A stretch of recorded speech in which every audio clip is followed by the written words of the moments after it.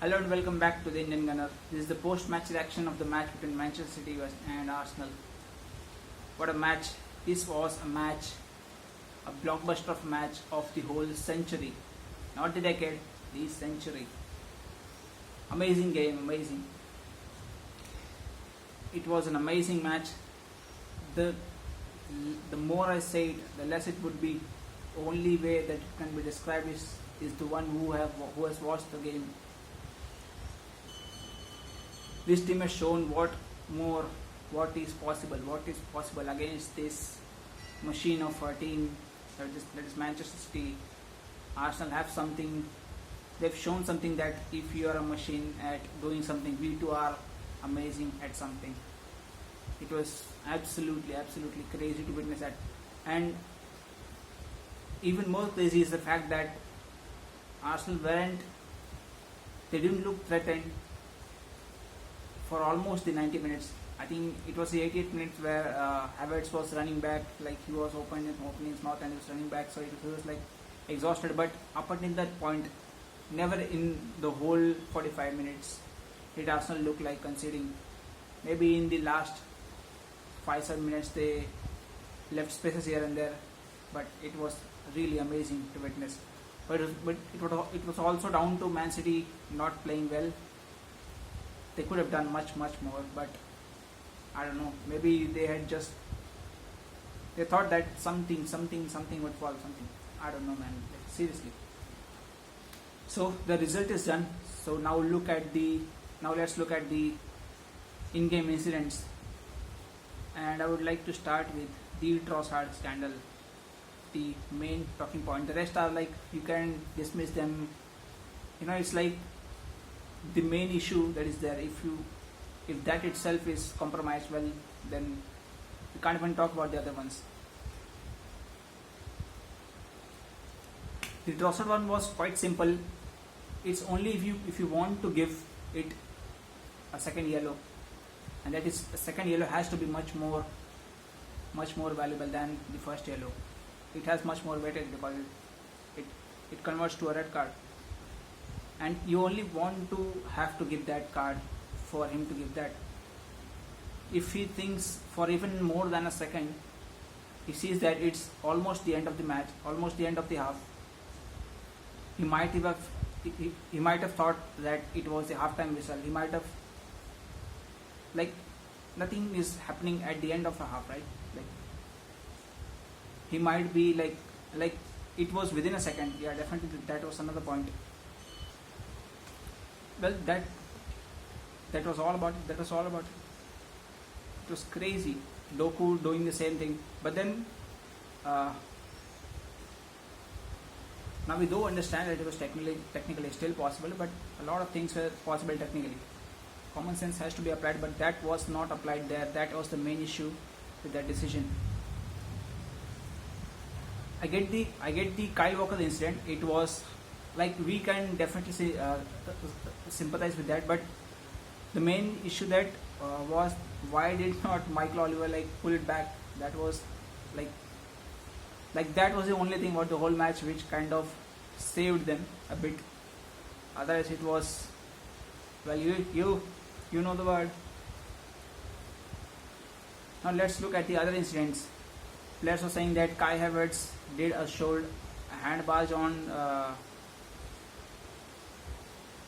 Rodri within the first 3-4 seconds, and he's like clutching his face. Like, if I feel that if that was the case, why did not the camera show a zoomed version of the incident? Like, no one else is talking about that, only the fans are talking about that. So I'm guessing that wasn't the case, that Rodri was trying to do something, like he was trying to show okay, like he has injured me or something within the first minute. I'm sure Havertz wanted to do that, but Rodri was making meal out of it, nothing more. And then the second incident, Partey was just running alongside him and he got injured.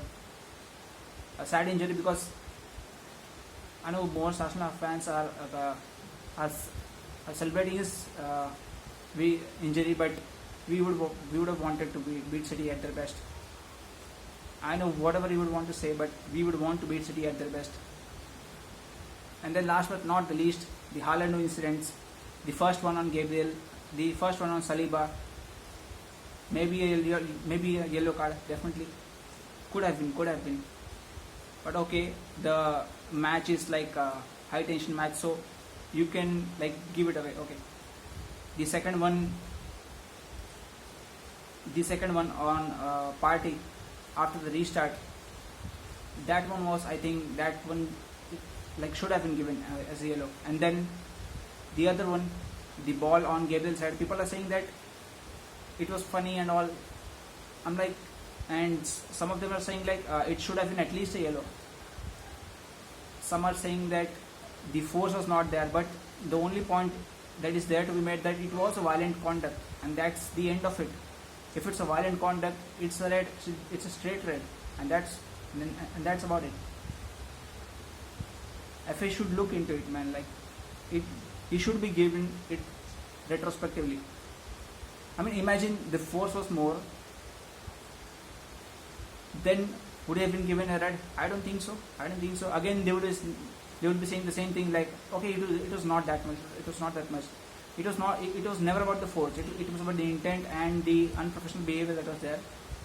And not like unprofessional behavior is the first thing, but what it shows is violent conduct, and that's it.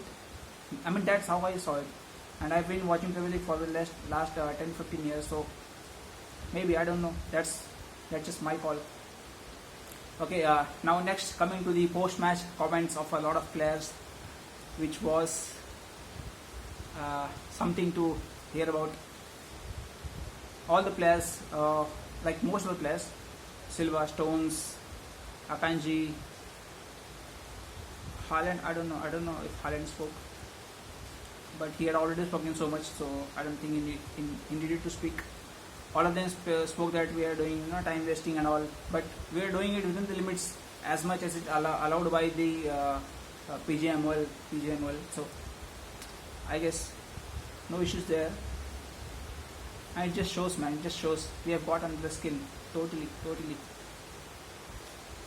And well, Gundogan was the only one who was like, okay, I was not here last year anyway, so let's be chill. And then Haaland doing more than he would have wanted to. I think he would have thought like maybe he did a bit too much, especially to Arteta what he said. Like, I don't know, man. That was just pure. Maybe it would have happened before, in the history of football, definitely. But I certainly saw it for the first time, like a player doing something like that to the opposition manager. I don't know, man. Apart from that, looking at all players, it was an amazing performance. As much as we could say, like, this is going to be up there, right beside the Invincibles. This one performance and just the whole team will be beside the Invincibles.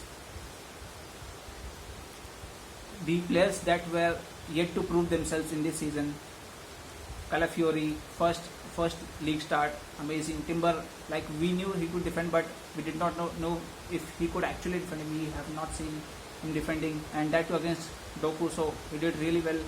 Havertz, they are saying 0 passes, so 0 passes were needed for Arsenal to have a draw with City. I would say pretty good.